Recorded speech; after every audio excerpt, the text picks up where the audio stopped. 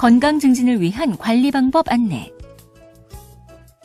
개인의 건강은 부모님으로부터 물려받는 유전적 요인뿐 아니라 흡연이나 음주, 지방이나 소금 섭취 정도, 신체 활동 정도나 체중, 스트레스 등 여러 가지 생활 습관을 꾸준히 관리해야 이룰 수 있습니다. 가족력. 가족 중에 고혈압이나 당뇨병, 심장병이나 암 등에 걸린 사람이 있다고 해서 이러한 질병이 반드시 유전되는 것은 아닙니다. 하지만 가족 중에서 특히 본인의 직계 가족 중에서 이러한 환자가 많다는 것은 다른 사람에 비해 이러한 질환에 걸릴 가능성이 높을 수 있다는 의미이므로 보다 적극적으로 건강관리에 힘쓰시는 것이 좋습니다. 운동. 너무 짧거나 힘들지 않게 운동하는 것은 건강 증진에 큰 도움이 되지 않습니다. 운동은 가볍게 땀이 날 정도의 강도로 30분 이상, 최소한 일주일에 3번 이상 시행하는 것을 권해드립니다. 흡연. 흡연은 폐 기능을 떨어뜨릴 뿐 아니라 고혈압과 협심증, 심근경색 등의 심혈관 질환이나 뇌졸중의 위험을 높이고 폐암을 포함한 각종 암의 위험을 상승시키기 때문에 반드시 끊도록 합니다.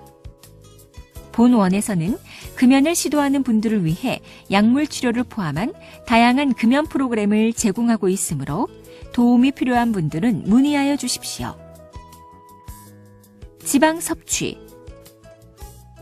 지방은 3대 영양소 중 하나이지만 비만뿐 아니라 동맥경화와 고혈압 등 다양한 문제를 일으킬 수 있으므로 너무 기름진 음식을 드시거나 이러한 음식을 자주 드시는 것은 피하는 것이 좋습니다.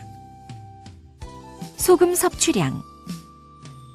소금을 많이 섭취하면 혈액 속으로 수분이 이동하면서 혈압을 상승시키기 때문에 고혈압을 예방하고 관리하기 위해서는 소금 섭취를 줄이는 것이 중요합니다. 특히 한국인의 소금 섭취량은 권장량에 비해 크게 높은 편인데 조리할 때 소금이나 간장을 넣는 양을 줄이고 대신 후추나 카레가루 등 다른 향신료를 써서 맛을 내는 것이 좋으며 음식을 먹을 때에는 추가로 소금이나 간장을 넣지 마시고 국이나 찌개는 국물보다 건더기 위주로 드십시오.